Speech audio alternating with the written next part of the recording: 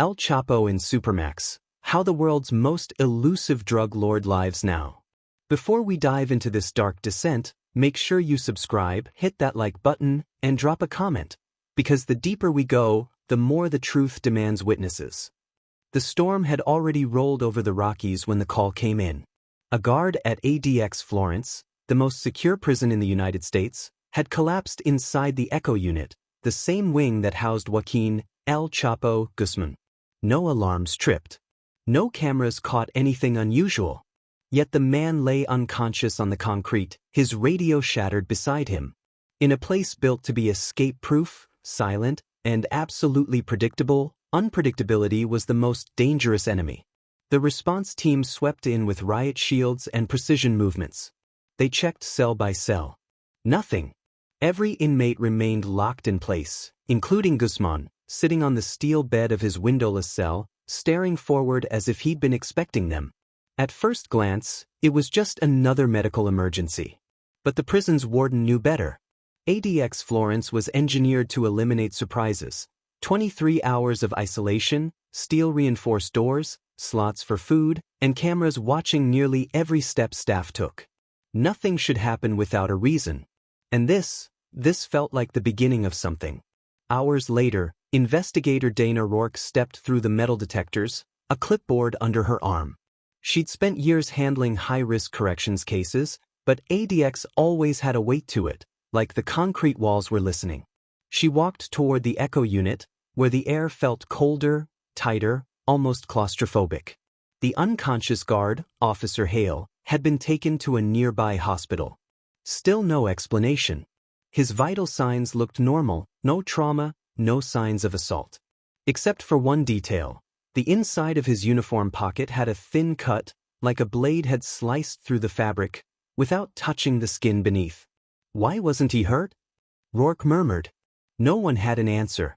She stepped into the observation booth facing Guzmán's cell. He sat perfectly still, hands on his knees, eyes dull but alert. In this place, inmates rarely spoke, and when they did, it was through heavily monitored channels. But letters, monitored, censored, delayed, remained the only way prisoners like El Chapo communicated with the outside world. On the desk beside Rourke, a stack of letters lay sealed in clear evidence bags. They'd been intercepted days earlier, each addressed to the same woman in Mexico. Guzmán wasn't supposed to have access to many contacts, yet these letters were consistent, detailed, and written with meticulous care. One line caught her attention. The silence changes a man. It twists the mind until voices become maps. The words felt too poetic for a man the world knew as a ruthless cartel leader. But isolation did strange things, even to the strongest. As Rourke read deeper, the tone shifted. Mentions of patterns in the walls, movements no one else sees, and a message hidden beneath the routine. He described guards walking by at specific intervals, shadows that fell at the wrong angle, footsteps he claimed didn't belong to anyone in the building. Most inmates descended into paranoia eventually. But this seemed intentional, like he was documenting something. Later that night, a young officer radioed in, breathless. "Ma'am, you need to see this," he said. "We found something in the mechanical corridor behind Guzmán's unit. You won't believe it." Rourke hurried to the secured hallway, a narrow, echoing maintenance passage that ran behind the cells, usually empty except for pipes and wiring. The officer pointed to a vent panel. Its screws were loose. Very loose. Inside, wedged between insulation layers, was a folded memo. An internal ADX memo, one that had never been released, never even circulated to the staff. A memo about emergency lockdown protocols. Dated 2 years before El Chapo arrived. And the signature at the bottom wasn't from any prison administrator. It was from a former guard who had vanished without explanation. Rourke felt the chill move up her spine. Something, or someone, was communicating from the inside. And the man in cell 205 might know exactly what it meant. The corridor felt colder than before, as if the concrete itself had absorbed the shock of the memo's discovery. Investigator Dana Rourke held the folded paper carefully, her gloves brushing the faded ink. A missing guard's signature on an internal document hidden behind a vent didn't just raise questions, it detonated them. She turned to the young officer beside her. "Who found this?" "Maintenance crew," he said. "They were checking airflow issues. Said the panel looked disturbed, so they called it in." "Disturbed how?" He swallowed. "Like someone opened it from the inside." Rourke stared at the vent. The screws loosened in a way that didn't match decades of ADX protocol. This was a place where even dust had a routine. But this was defiance of the system. Back in the observation booth, Guzmán sat in his cell, still motionless. His expression unreadable, almost disturbingly calm. Cameras recorded his every blink, every breath. Yet somehow, the prison around him had started behaving unpredictably, as if responding to a pattern only he understood. Rourke spread the intercepted letters across the table, scanning them again. One line from a recent page gnawed at her. "They move in silence because noise would give them away." At the time, it sounded like the ramblings of a man losing himself to isolation. But now it felt like a warning. She called for the digital logs, movement reports from the Echo unit over the past 6 months. ADX tracked everything: guard routes, maintenance schedules, cell access, even the timing of food slot openings. When the data loaded, Rourke frowned. There were gaps. Not large ones, but small enough to slip through unnoticed, unless someone was looking for them. 3-minute intervals with no recorded movement. A maintenance override with no name attached. A door sensor that flickered offline for 8 seconds before recovering. Individually, nothing. Together, a strange rhythm. A pattern. Just like his letters said.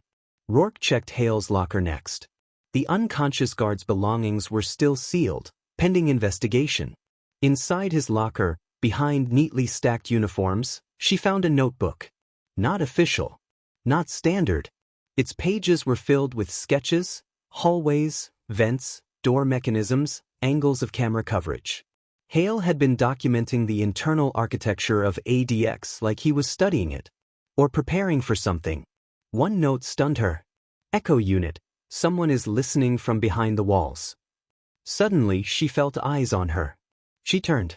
Guzmán stood at his narrow cell window, watching through the slit of glass that separated him from the observation booth. They locked eyes for the first time. No words. Just a long, unsettling stare. As if he knew exactly what she'd found. The next morning, Rourke met with the warden, a man who'd spent decades in the corrections system and believed in structure the way others believed in religion. He dismissed the memo quickly. Old document. Probably misplaced. "And hidden in a vent?" Rourke asked. "People hide things everywhere in prisons." Rourke pressed the point.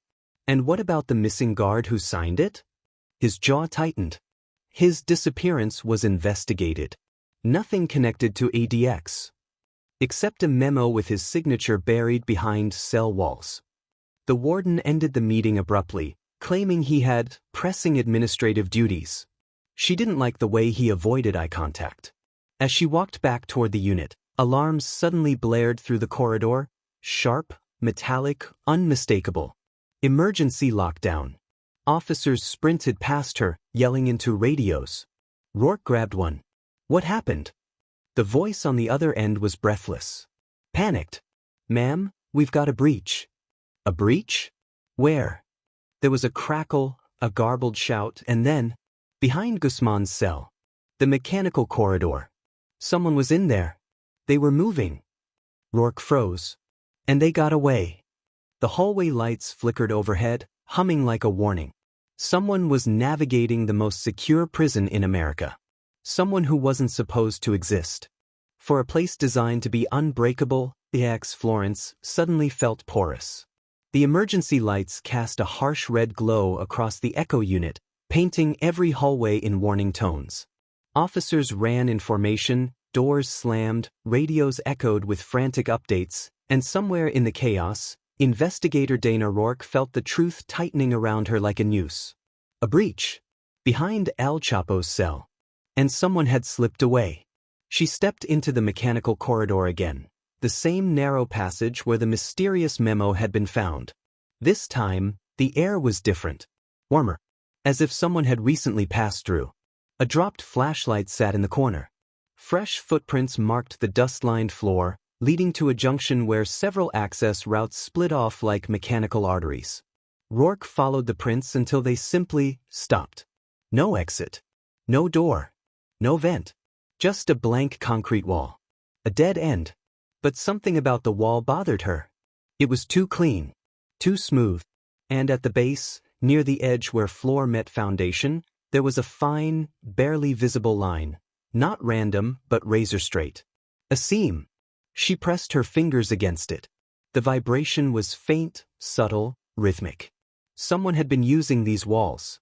Someone who understood the prison from the inside. She returned to the observation booth. Guards were yelling, doing cell checks, trying to restore order. Guzmán sat exactly as before, perfectly calm, his hands folded. But now his eyes betrayed something strange. Not fear, not triumph, but recognition. Rourke keyed the intercom. "Guzmán, do you know what's happening in your unit?" He didn't speak for a moment.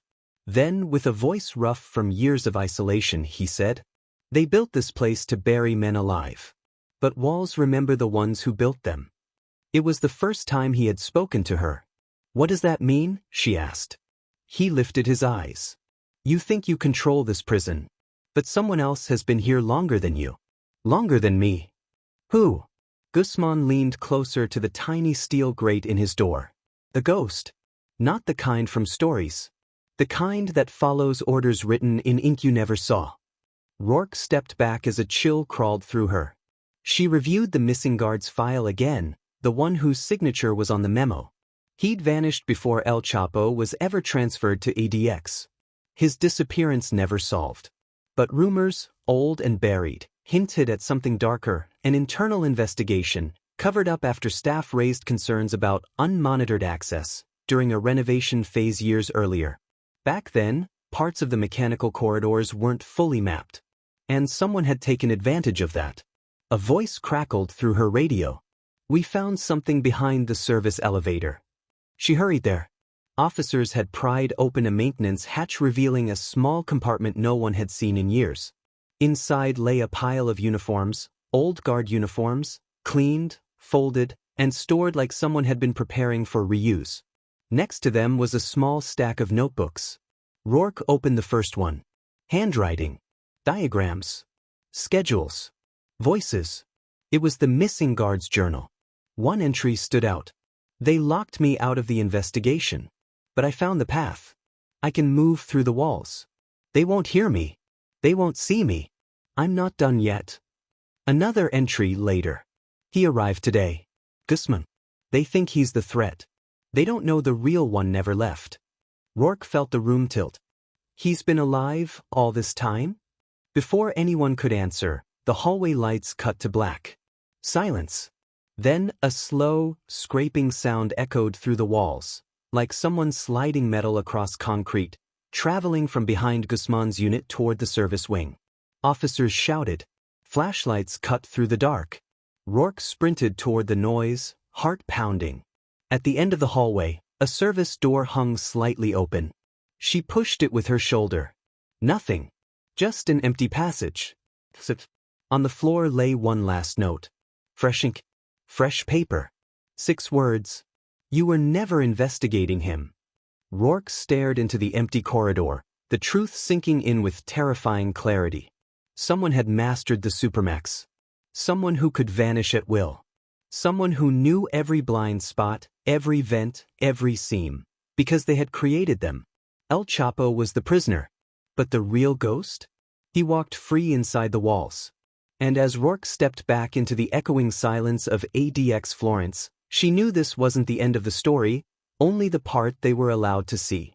If this story left you on edge, her voice whispered in her mind, you're not ready for what comes next. Hit subscribe so you don't miss it.